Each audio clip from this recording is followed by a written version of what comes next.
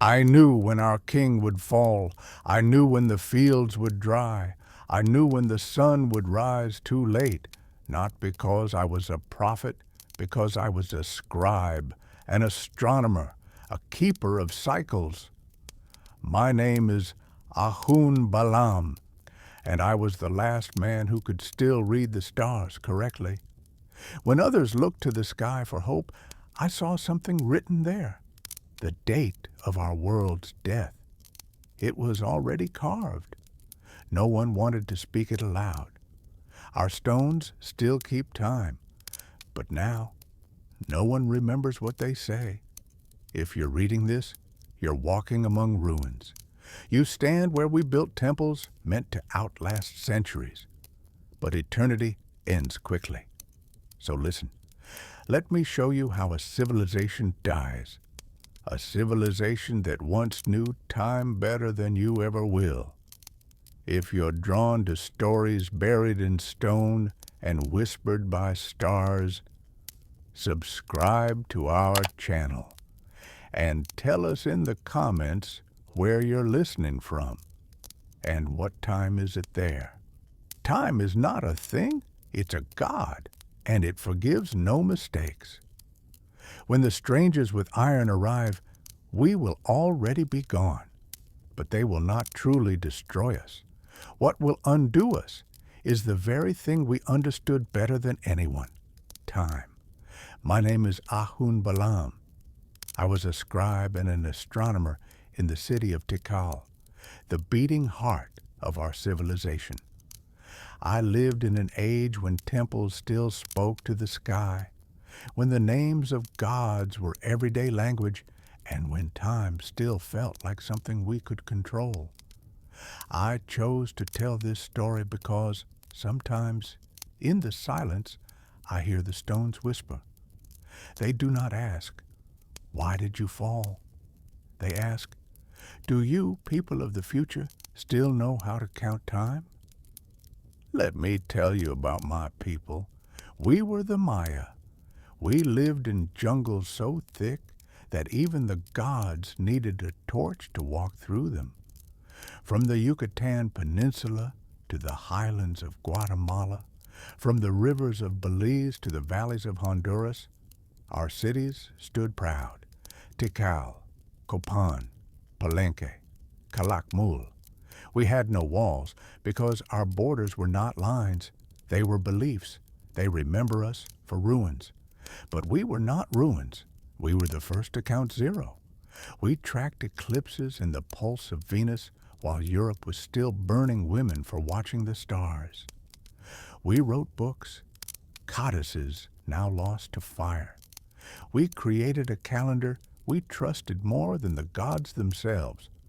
Our earliest cities rose around 2000 BCE, but our greatness came during the time you call the Classic Period, from 250 to 900 CE. We built cities with pyramids that reached the sky, and we spoke to that sky with numbers. My task was to count days, cycles, the paths of planets, the turning of the sun, the coming of rain. I knew how long Venus pulsed in the heavens. I could tell you when the moon would rise 7 years in advance. And I knew when blood had to be spilled so everything else would stay in place. For the Maya, time was not a line, it was a circle. Every return was the beginning of a new ending. Every ending, the rebirth of an old fear. We lived by 3 counted times. Tzolk'in, the 260-day sacred calendar, Hab, the 365-day solar calendar, and the long count, which measured eras that spanned thousands of years. In each of them lived gods, duties, death, and precision.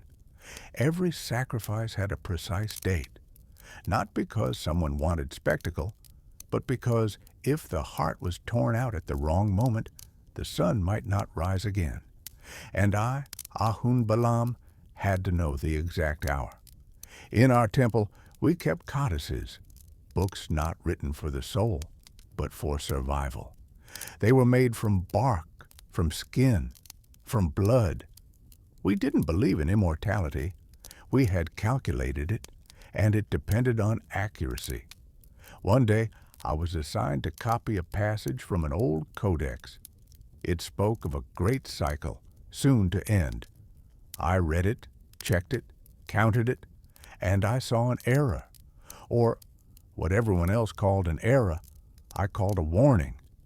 The cycle was supposed to end 6 days earlier than everyone thought. A small shift. Just 6 days.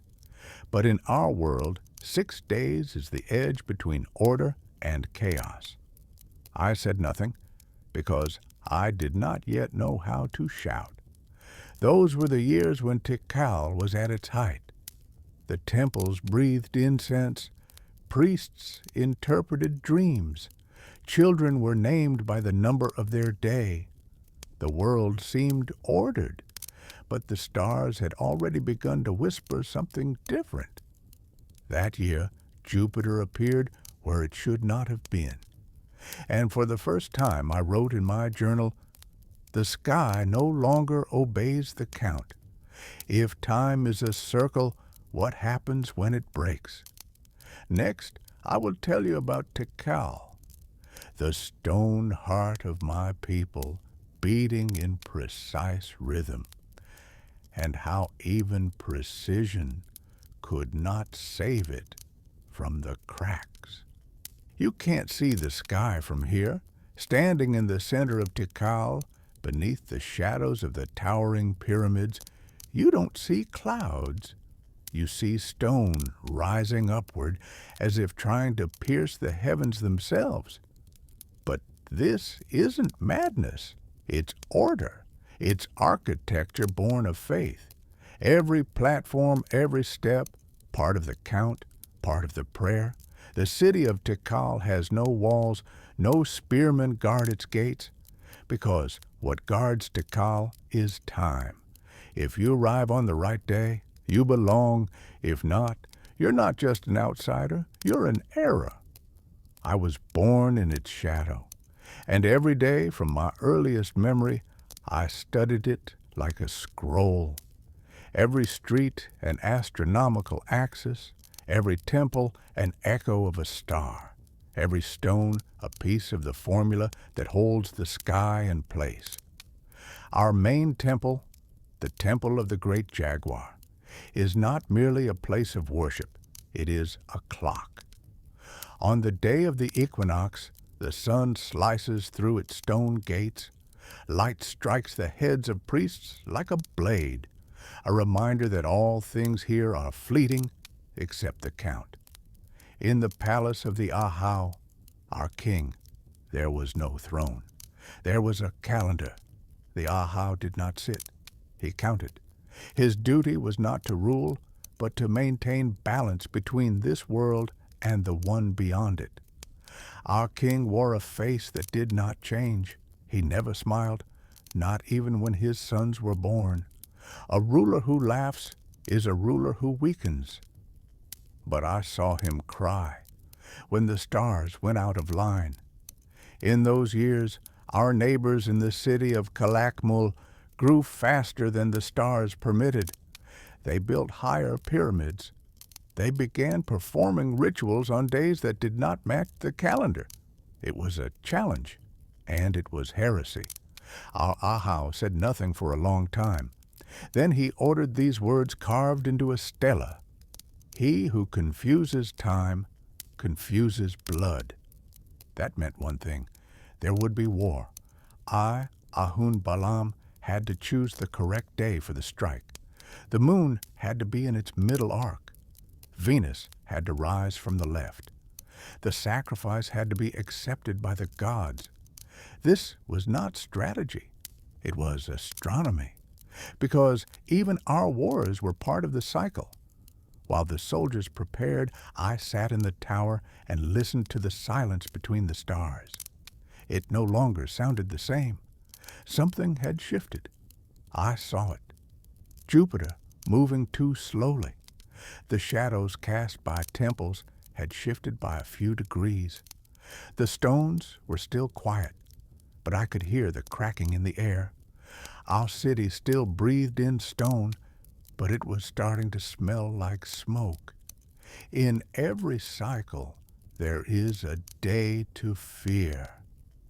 Next, I will tell you what happened when we went to war on a day chosen by the stars, and how the sky decided to disagree. When the sun fails to rise on time, even the bravest priests start to swallow hard. That morning in Tikal, we were to sacrifice a warrior from Calakmul.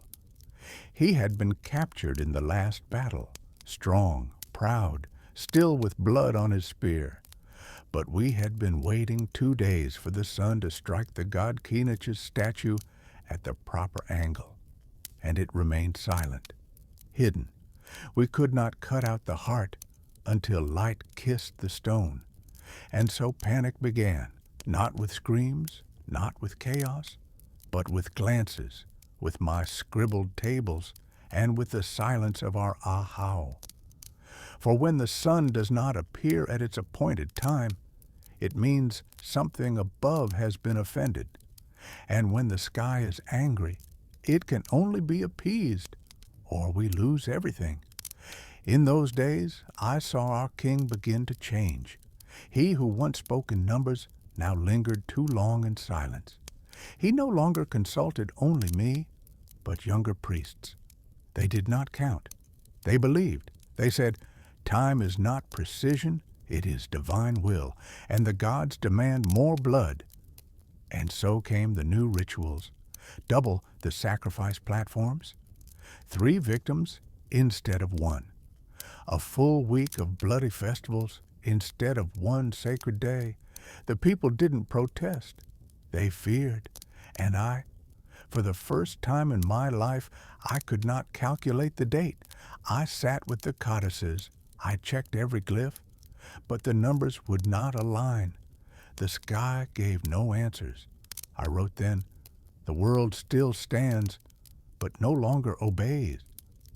In the palace, silence spread, but not the sacred kind, the conspiratorial kind. The prince, son of the Ahau, a boy whose eyes always looked for more than just stars, began to question, why do we still believe blood holds up the sky? Does Jupiter see our sacrifices? I had no answer, and the king forbade anyone from finding one. I opened an old codex, long forbidden. It spoke of a day when offerings would cease to work, when blood would fall for nothing, when time would no longer stop, even if we begged it to, and the date written was near. I told myself it was a mistake, but my faint fear sharpened into formula. Blood no longer persuades the heavens. I remained near the throne, but the throne had lost its power. The Ahau believed in war. The priests believed in smoke. The prince in a future without altars.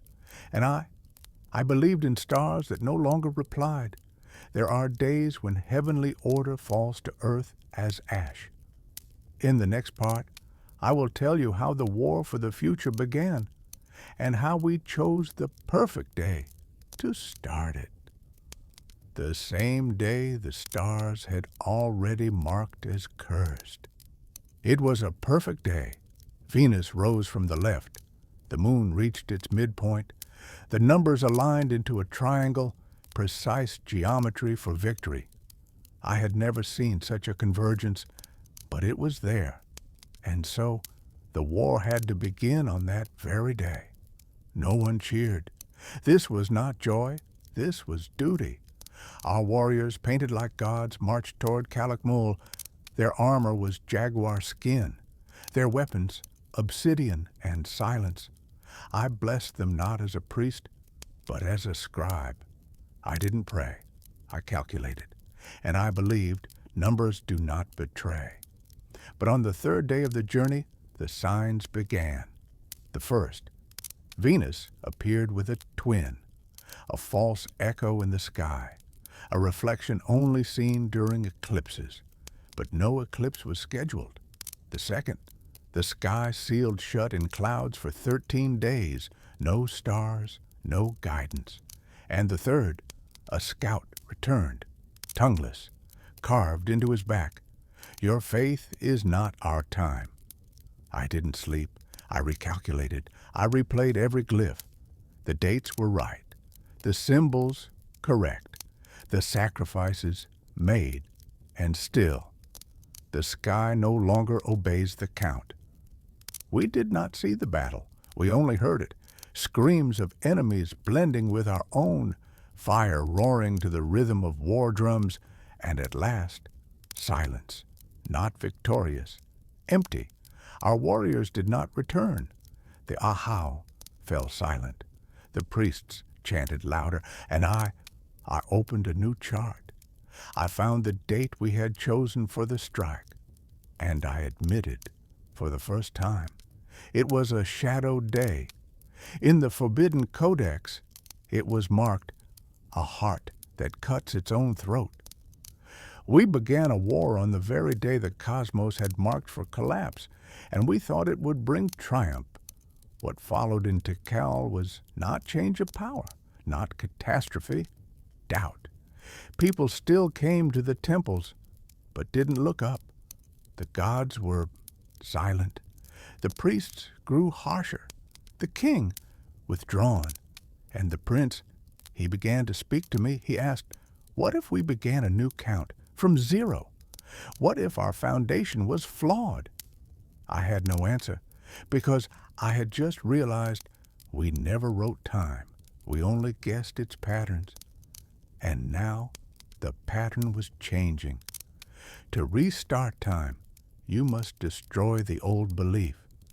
In the next part, I'll tell you how the Prince of Tikal rose against the priests and tried to build a new religion without blood, and why the sky turned its back on him too. The prince was named Shakinich, face of the sun, and he did shine, but not with the kind of light the priests understood. He didn't love blood. He didn't worship fear. He wanted a future without altars. I watched him grow, watched him look not just at stars, but at people. He asked me, if time is a circle, why do we never step outside of it? This was more than philosophy. It was revolution. Shakinich began gathering the youth, not warriors, not priests, thinkers, those who asked why. He said, you can honor the gods without offering hearts. And he began building a new religion. No temples, only open sky.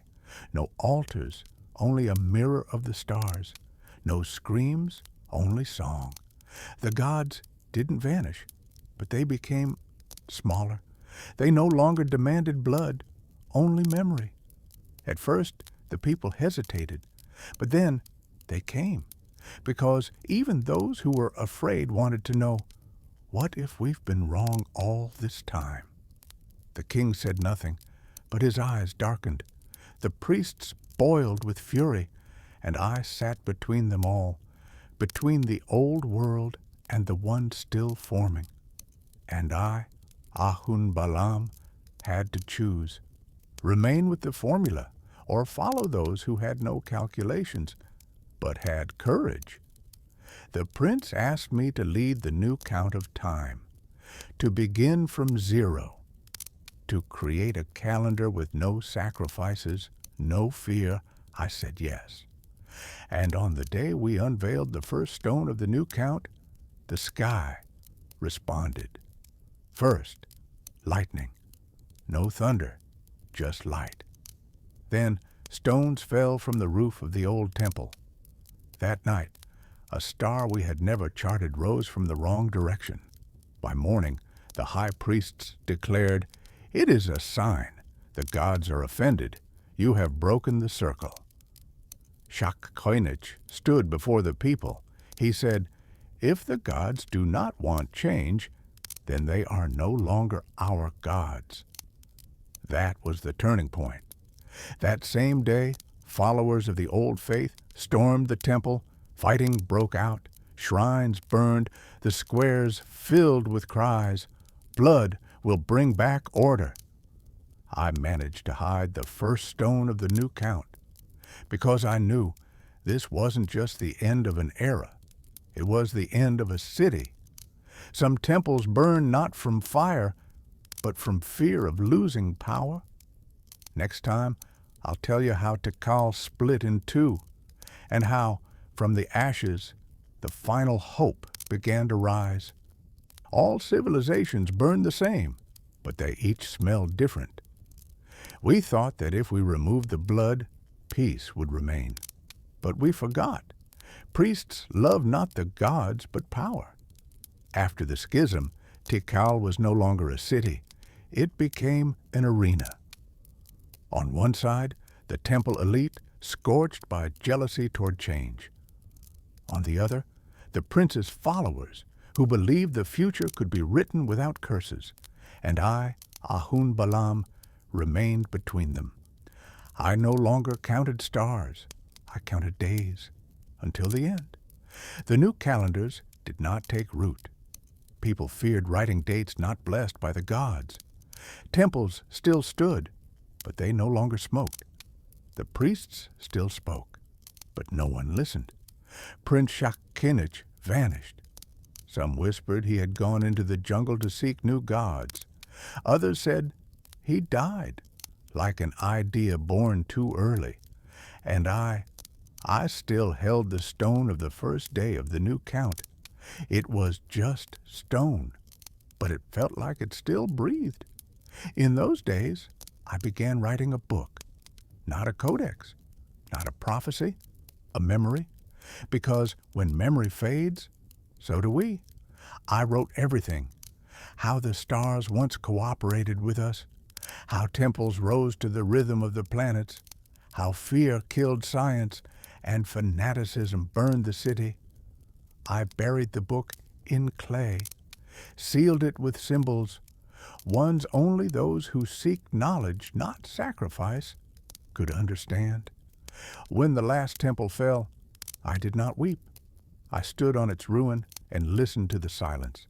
And in that silence, I heard nothing, not even the sky. Tikal did not fall by catastrophe. It vanished because it had no more words left to say. When true silence arrives, memory is all that remains. In the final chapter, I'll tell you what became of us after the fall, and why perhaps this was not the end at all, but the beginning of a new count. For those still willing to listen. When the gods leave, only their shadows remain, and then even the shadows fall silent. The classic collapse did not arrive like a storm, not like a conqueror. It came as silence. In the 8th century, our cities still breathed. Tikal prayed each morning. Copan carved new stelae. Palenque charted the next cycle. And then, one by one, they stopped, as if someone removed the final note from the melody, as if the cosmos grew tired of our precision. People abandoned temples, left calendars behind, forgot how to read the stars, not because of enemies, but because of weariness. I lived longer than I should have, and so I witnessed the fading, not sudden, slow, like the last ember in a sacred lamp. When Tikal finally emptied, I still held the stone of the new count. I did not know if anyone would ever read it, if there would be a world where time could be counted without fear. But I left it, and I left myself, because I am a scribe, and even when no one reads, I still write. I am long gone, but you are here. You may be standing near that very stone, or reading my words unearthed from the soil, or simply listening, learning to see not just stars, but the space between them. The Maya did not vanish. We became silent. Our temples are not ruins. They are pauses in a great sentence. Our gods are not legends. They are formulas still waiting for the right reader. And when you, foreign traveler, look upon our walls, do not think we are dead. We have simply stopped explaining time. We are waiting for you to understand it. If you've listened this far, it means the stone still speaks. Subscribe to our channel if you're drawn not only to how civilizations rise, but to how they keep living in silence. And let us know in the comments, where in the world are you listening from? And what time is it for you right now? Time is the one language we can still share.